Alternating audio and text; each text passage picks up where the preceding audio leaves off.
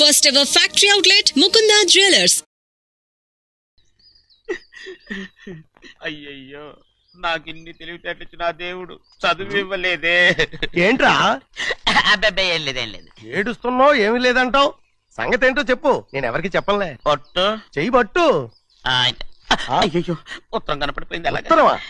ఎవరు రాశారా? నా లవర్. నీకు లవ్వరా? నాకే కాదు, మా నాన్న, మా తాత, మా ముత్తాత అందరూ లవ్వాడి పెళ్లి చేసుకున్నారు తెలుసా. ప్రేమ గుడ్డిదని మీ వంశాన్ని చూసే కనిపెట్టినట్టున్నారు. అది సరే గాని నీ లవ్వర్ ఎవరు? నీకు చెప్పడానికి నేను తెలివి తక్కువన్నా? నువ్వు చాలా తెలివైనడు అని నాకు తెలుసు. మరి నీ లవర్ నీకు లవ్ లెటర్ రాసిందంటే అది చదువుకొని ఉండాలి కదా. మరి గుమ్మస్తా కూతురు చదువుకోకుండా ఉంటది ఏంటి? ఏటి గుమస్తా ఉంది కూతురా? అయ్యో నోరు సరిపోయింది. అది నీకు మామూలే గాని ఏదో లెటర్ చదివి చెప్తాను. చదివి చెప్తావా? చదువు. ఇదిగో ఇక్కడ చదివితే అందరు వింటారు. ఇదిగో ఇది నా ప్రేమోత్తరం. ఎవరికి వినపడకుండా చదువు. అమ్మాయి కంటే అక్షరాలే అందంగా ఉన్నాయిరా. అమ్మాయి కూడా అందంగా ఉంటది కదా. మరి బసవయ్యా, నా ప్రేమ నీదయ్యా. ఇదేంట్రా చెవులు మూసు? నేనేమన్నా తెలివి తక్కువ అనుకున్నావేంటి? నువ్వు ఉత్తరం చదువుతుంటే నీ చెవులకు వినపడుతుంది కదా, అందుకని మూసేసా. నేను చదివే లెటర్ నాకు వినపడుతుందని నా చెవులు మూసేసావా? అబ్బాబాబాబాబాబాబా సూపర్ రా. నీ అంత తెలివైనోడు ఈ భూమి మీద పుట్టలేదురా, ఇక మీద పుట్టబోడురా. ఇది చదివే లెటర్ కాదురు, నవిలే లెటర్. నా ఉత్తరం. ఏ చిన్నయ్య, నేను ఈరోజు చాలా సంతోషంగా ఉన్నాను. చూస్తూనే తెలుస్తుందిలే. ఏ చిన్నయ్య, మన ఇద్దరం కాసేపు ఆ మండపంలోకి వచ్చిందావా? అయ్యో, నేను నీతో మాట్లాడడానికి, నేను చూడడానికి అసలు ఇంట్లో వీలు పట్టలేదు. నేను నీతో చాలా మాట్లాడాలి. రేపు మాట్లాడుకోవచ్చులే. పైగా అయ్యగారు కూడా ఇంట్లో లేరు, వస్తే మన కోసం ఎత్తుకుంటారు.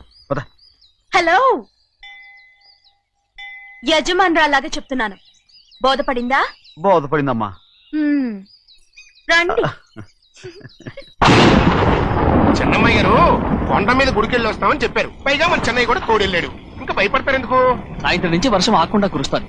మధ్యలో కార్ రిపేర్ ఏదైనా అయింటే ఎందుకైనా మంచిది ఒకసారి వెళ్ళి చూసేద్దాం. రైట్, నువ్వు వెళ్ళి బండి. అలాగనే.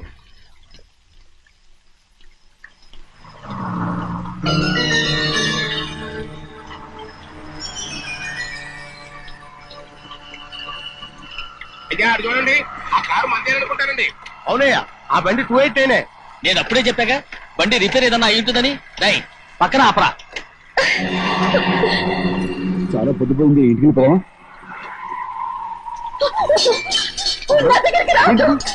నువ్వు కావాలని కారు రిపేర్ అని అబద్ధం చెప్పావు. లెక్క పెడుతున్నావా? నేనా? అమ్మ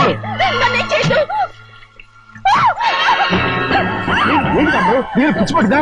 నీకే మొత్తం వచ్చి పట్టింది. నా ప్రాణం పోయినా నీకు లోగదు. ఏంటమ్మ నువ్వు చేసే పని? ఏంటి అమ్ముడు?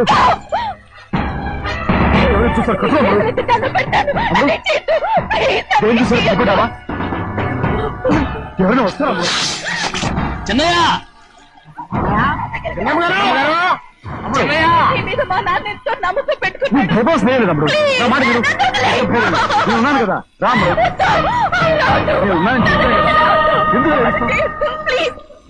నీకు అమ్ముడు నువ్వేం భయపడకమ్ముడు, నా మాట విను. అమ్ముడు ఆమె ఏంటి పిచ్చిదాలేక?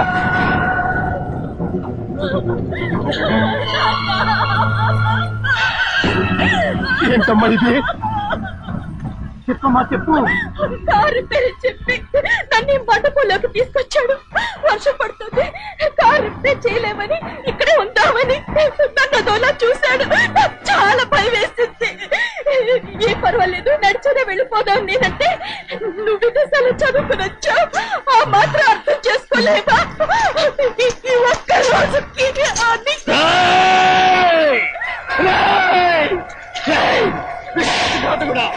ఎంత పని చేశావు? నేను నా పిల్లలా చూసుకున్నాను. అలాంటిది నా కూతురు వంటి మీద చేస్తావా? నువ్వు మనిషివి కాదురా, నువ్వు మనిషివి కాదు, రాక్షసుడివి. తల్లిపాలు తాగి తల్లి నమ్ముకుంటే నీచుడిరా. నాకే నేర్పడిచిన నయవంచుడురా. ద్రోహి, ఇవాళ నుంచి నేను చచ్చిపోయాను అనుకోరా. ఇక నా ఇంటి గడప పక్కతో నిన్ను ఎలా పెంచాను రా? నా సొంత బిడ్డ కన్నా ఎక్కువగా పెంచాను. ఆ ఒకే ఒక్క కారణంగా నిన్ను ప్రాణాలతో వదులుతున్నాను. నీ వాహనాలు చూపించుకో. ఇదే ఇంకోడైతే నువ్వు చేసిన తప్పుకి నరకేసి ఉండేవాడు.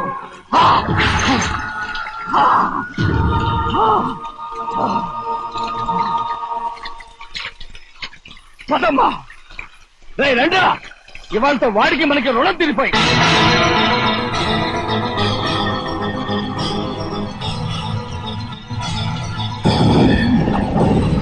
చిన్నబ్బాయి వద్దు, చిన్నబ్బాయి వెళ్ళొద్దు, నా మాట విను. 2 కుటుంబాలు కలవబోతున్నాయి. వద్దు చిన్నబ్బాయి. చిన్న వెళ్ళొచ్చు చిన్న, నా మాట విని చిన్న వెళ్ళొచ్చు చిన్న వెళ్ళొచ్చు చిన్న వెళ్ళొచ్చు చిన్న. ఆగో, ఎక్కడికి వెళ్తున్నావు? ఒక నౌకరేదవా నా అక్క కూతురు ఒంటి మీద చెయ్యేశాడని తెలుసు కూడా నన్ను నోరు మూసుకుని కూర్చోమంటావా? అటు తప్పుకున్నాయా? వాడి కాలు చెయ్యం నరకందే నేను నిద్రపోను. నరికేస్తే నీ పక్క చల్లారిపోతుందా? అందుకని పరువు పైన పర్వాలేదని చేతులు ముట్టు కూర్చోమంటావా? పొర్రుందిరా నీకు?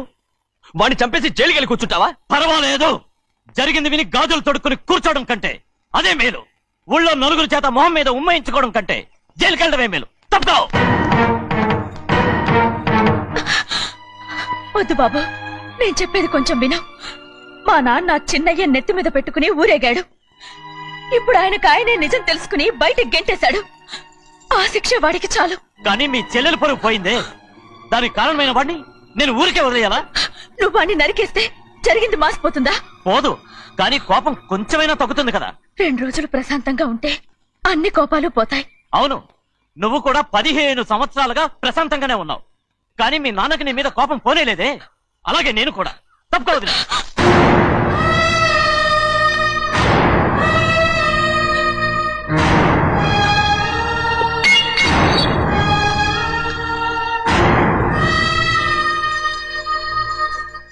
వాడి కోపంలో కూడా న్యాయం ఉంది గౌరీ. ఎవడో చేసిన దాన్ని ఎవడు చేసుకుంటాడు చెప్పు? న్యాయంగా చూస్తే వాడు చేసుకోవాల్సిన పిల్ల. వాడు మనతో పాటు చిన్న వయసులో వచ్చేసాడు కాబట్టి ఆ కుటుంబానికి విరోధయ్యాడు. పోన్లే, తను నాకు మర్యాద ఇవ్వకపోయినా నీకైనా ఇచ్చాడు. అచ్చా రే బండిదీరా. ఎందుకయ్యా చెన్నైని అడగాలి? కలుపు తీయడానికి ఎంతమంది కూలీలు కావాలో చెన్నైకే తెలుసండి. శనక్కాయలు ఏ కొట్లో అమ్మాలో చెన్నైకే తెలుసండి. జొన్న చేనుకు మందు కొట్టారో లేదో చెన్నైకే తెలుసండి. అయ్యా మరి నేను వెళ్ళొస్తానండి. ఎక్కడికి వెళ్తున్నావు? చెన్నై దగ్గరికండి. ఎందుకు? అదేనండి, కౌలు డబ్బులు ఎవరెవరి పేరుతో ఏ ఏ బ్యాంకుల్లో వేయాలి, ఈ దివాణానికి కావలసినటువంటి వస్తువులన్నీ ఎక్కడ కొనాలి, ఇవన్నీ చెన్నైకే తెలుసండి. అడిగి తెలుసుకుందామని బయలుదేరా. ఏంటయ్యా ఇన్ని రోజులు ఇవన్నీ చెన్నై చూసుకుంటుంటే మీరందరూ ఇంట్లో తిని కూర్చుని ఏం చేస్తారు? గాడిదలు కాస్తున్నారా? చే ఇది ఇల్లా సత్రమా? అబ్బా నువ్వు ఉండవయ్యా, నేను చెప్తున్నాను కదా. వంటింట్లో ఏమేం చేయాలో ఎంతెంత చేయాలో తెలియక అందరూ ఖాళీగా కూర్చున్నారు. 2 రోజుల నుంచి చెన్నై పళ్ళకు రావట్లేదటగా. వెంటనే డ్రైవర్ పంపించి చెన్నైని పిలిపించండి. 2 రోజులుగా నువ్వు ఎక్కడికి వెళ్ళావు? సముద్రం ఎలా ఉంటుందో చూద్దామని వైజాగ్ వెళ్ళానండి. వెళ్ళా సముద్రంలో గోవిందయ్య అయ్యా ఈ లెక్క చూసి పంపించి. నీకు లెక్క చూసి కదా డబ్బులు ఇవ్వాలి. మరి ముందే అయ్యా అయ్యా అంటూ ముష్టోళ్ళగా చేయి చెప్తావిట్రా. నువ్వు ఎప్పుడు వచ్చావు, నీకు ఎంత ఇవ్వాలి చెప్పు. గుమ్మస్తా మీరా నేనండి. మీకు లెక్కలు తెలియకపోతే వెళ్ళి చెన్నై గారిని అడగండి. ఏంట్రా డబ్బా ఇస్తున్నావా? నన్ను ఉద్యోగం అనేది వెళ్ళిపోమన్నారు కదా. అంటే ఏడుస్తావిట్రా? ఎక్కడికి వెళ్ళాలో ఎలా బతకాలో తెలియక ఏడుస్తుంటా. సరే ఏడో ఒక. ఇప్పుడు మా ఇల్లు చూసుకోవడానికి ఎవరు లేరురా. నా కూతురు కూడా ఇక్కడే పని చేస్తుంది. మరి నువ్వు మా ఇల్లు జాగ్రత్తగా చూసుకుంటావా? అలాగేనండి. ఈ ఉద్యోగం పర్మనెంట్ కదండి? అది నీ నరకం మీద ఆధారపడి ఉంటుంది. అంతే కదా? తప్పకండి. ఎలా ఉంది? నరాలు తగినట్టు నడుస్తున్నా. బాలేదా? ఇంకోటి నడుస్తాను.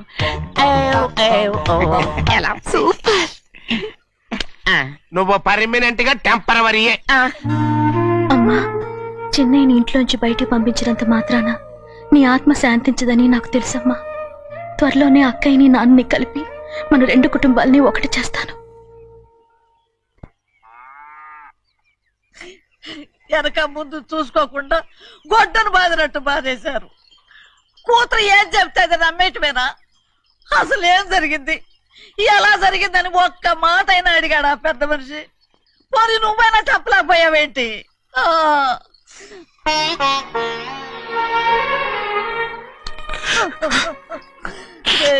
చిన్నయ్య ఏడుస్తున్నావయ్యా? పెద్దయ్య కొట్టాడని బాధపడుతున్నావా? అబ్బే, పెద్ద కొట్టిన దెబ్బలు కాదని నేను బాధపడుతుంటా. ఈ నెలల్లో ఒక్కరోజు కూడా నేను ఆయన విడిచిపెట్టి ఉండలేదు. అలాంటిది 2 రోజులు అయిపోయింది ఆయన చూసి. అదే బాధగా ఉంది. బాధ ఇదే. చిన్నయ్య చూడు, ఎవ్వరికి కనపడకుండా పెద్దయ్య గారిని చూసిరారా, అప్పుడు నీ మనసు స్థిమిత పడుతుంది. లేదే, ఆయన తప్ప ఆయన తెలుసుకుని నాకు కబురు చేసేంత వరకు నేను ఆయన మొహం చూడను. ఆ దొంగ ముఖంది నీ మీద మనసు పడ్డట్టు నాటకం ఆడింది అనుకో, అది నీ యజమాని కూతురని తెలుసు కదా, నువ్వెందుకు మనసు పడ్డా? సిగ్గిడిసి తన అందరి ముందు పంపు సెట్ దగ్గర స్నానం చేస్తూ నా మీద పడ్డప్పుడు కూడా నేను మనసు పడలేదే. కానీ ఒకరోజు అయ్యో ఏంటి తమ్ముడు మధ్యగానే పోయిందేంటి? పుస్తకాలన్నీ తగలబెడతావు, పైగా చదువుకో డిగ్రీ కాగితాలు కూడా మంటలు పడేస్తావేంటి? ఏమైంది నీకు? ఇదిగో మర్యాదగా మంటలవి. అవి నేను చదివి సంపాదించుకున్న డిగ్రీలు. వాటిని మంటల్లో వేస్తాను, చెప్పేస్తాను, నా ఇష్టం. అది అడిగే హక్కు నీకు లేదు.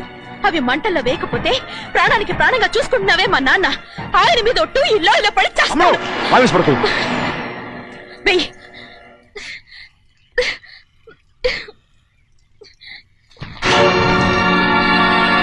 తగలబెడుతుంది నువ్వు చదువుకున్న చదువుని కాదు, మా పెద్దయ్య పెంచుకున్న ఆశల్ని, ఆయన కన్న కళల్ని. పర్వాలేదు,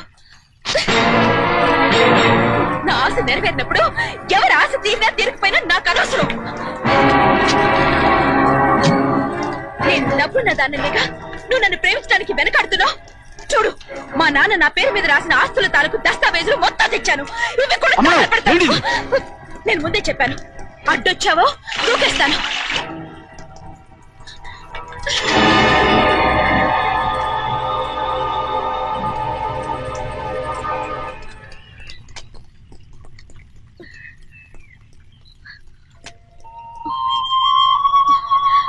చూడు, ఇప్పుడు నేను ఒట్టి ప్రభావతిని. నాకు చదువు లేదు, డబ్బు లేదు. ఇప్పుడు నేను ఒప్పుకుంటావా? మరి చిన్నపిల్ల మాడతావేంటి? ఎన్ని చెప్పినా సరే నువ్వు మా పెద్ద కూతురువి. అలాంటిది నేను పెళ్లి చేసుకోవడం ఏంటి? మరి అర్థమైన మాడతావు.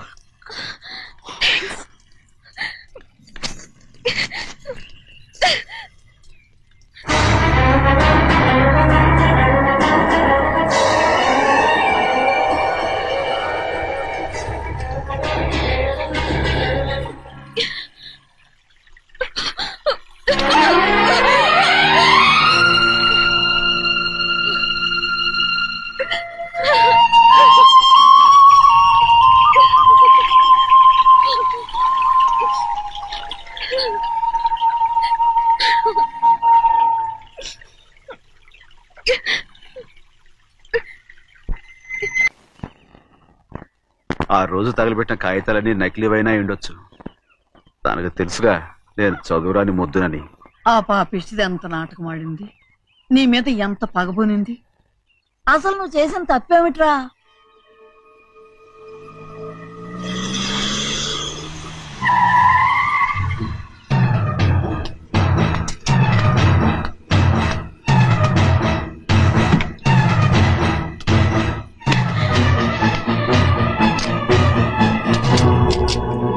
నేనా నీ వెంటబడి తిరిగాను?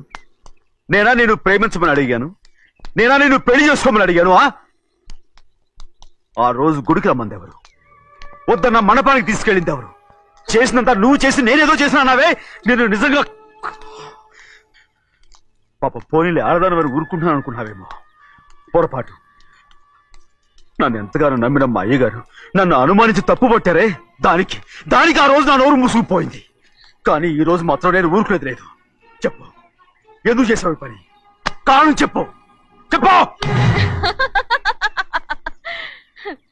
ఒకే ఒక్క కారణం, నిన్ను మా ఇంట్లోంచి వెళ్ళగొట్టాలి. ఎంతో ఇష్టంగా చూసుకునే మా నాన్న నిన్ను అసహించుకోవాలి. మా అక్క కుటుంబం 15 సంవత్సరాల నుంచి మా నాన్నకు దూరంగా ఉండటానికి కారణం నువ్వు. అంతేకాదు, మా అమ్మ మాకు లేకుండా పోవడానికి కారణం కూడా నువ్వే. అలాంటి నీకు మా ఇంట్లో రాజ మర్యాద, అందరి మీద అధికారం. కన్న కూతురైన నాకంటే మా నాన్నకి నీ మీద ఎక్కువ ప్రేమ. అందుకే నిన్ను ఇలా మోసం చేశాను, నమ్మించాను. అర్థమైందా? Good bye.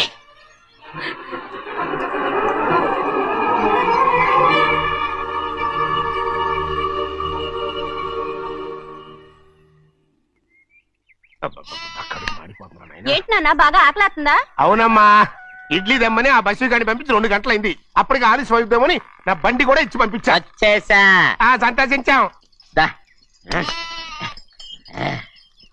ఏంట్రా ఇంత ఆలస్యంగా చచ్చావు? మరే దీన్ని నడిపించకరావద్దేంటి? అదే నేనైతే లగెత్తుకెళ్ళి లగెత్తుకు వచ్చేసేవాడిని. అంటే ఈ బండి నడపడం నీ చేత కదా? మరి ఎందుకు తీసుకెళ్ళట్టు? ఏమో మీరు తీసుకెళ్ళమన్నారు, కర్మ తీసుకెళ్ళాను. కర్మ. సర్లే ఆకలి చచ్చేట్టుగా ఉన్నా. ఇడ్లీలు ఎక్కడా? అదిగో మూటలో వచ్చేస్తున్నాయి. నోట్లో ఇడ్లీలు రావటం ఏంట్రా? రే ఈయన నంబర్లే గానీ మూట దింపి ఇప్పి చూపించండి. అట్టగానండి. ఇన్ని ఇడ్లీలు తెచ్చావిడ్రా? మరి 494 రూపాయలకు ఆ మాత్రం ఇడ్లీలు రావేంటి? 494 రూపాయలకి ఇడ్లీలా? మరి అదే చెప్పడమేమో చెప్పేస్తారు, ఆ తర్వాత మర్చిపోతారు. మనీ నాగమణి. నాగమండి ఏంటండి? ఏంటంట? అప్పుడు మీ నాన్న నాతో ఏం చెప్పాడు? ఉండండి ఆలోచించుకుని చెప్తాను. ఏంటమ్మా ఫ్లాష్ బ్యాక్ వెళ్తున్నావా? అవును. బాబా ఆకలేస్తుందిరా. ఆ రామస్వామి హోటల్కి వెళ్ళి కాస్త తెచ్చిపెట్టు. నాకు కూడా ఆకలిస్తుందండి. నువ్వేదైనా తిని నాకు మాత్రం ఒట్టి ఇడ్లీ పడరా. ఇదిగో ఈ నోటు ఎంతో తెలుసా? నేనేమన్నా తెలివి తక్కువ అనుకున్నారా? 500 నోటు. అబ్బా నువ్వే దీన్ని అచ్చుకుతున్నట్టుగా మాట్లాడుతున్నావే. చాలా ఆకలేస్తున్నాయి. బండేసుకెళ్ళి తొందర తీసినప్ప. ఇదండి జరిగింది. చిల్లర లేదు కదా అని 500 రూపాయలు నోటు ఇచ్చి పంపిస్తే మొత్తం ఇడ్లీలు పట్టుకొస్తా ఉంటా. నీ నోట్స్ చెప్పు. వద్దు నాన్న, కొట్టకు నాన్న. ఆకలేసేస్తుందమ్మా. చట్నీ సాంబార్ ఎదురా ఇచ్చాడండి. ఇది నేనే వద్దన్నానండి. ఎందుకని? మరి అదే మళ్ళీ మర్చిపోయారు. నాగమణి మీ నాన్న నాతో ఏం చెప్పాడు? అయ్యో అయ్యో చట్నీ సాంబార్లని ఎన్నిసార్లు ప్యాక్ పెట్టుకెళ్తారా? ఏదైనా తిని నాకు మాత్రం ఉట్టి ఇడ్లీ పడరా. ఇదిగో ఆయనకు అర్థమయ్యట్టు మళ్ళీ చెప్పు. నాకు మాత్రం ఒట్టి ఇడ్లీ పడరా. అయ్యో నువ్వు నాకు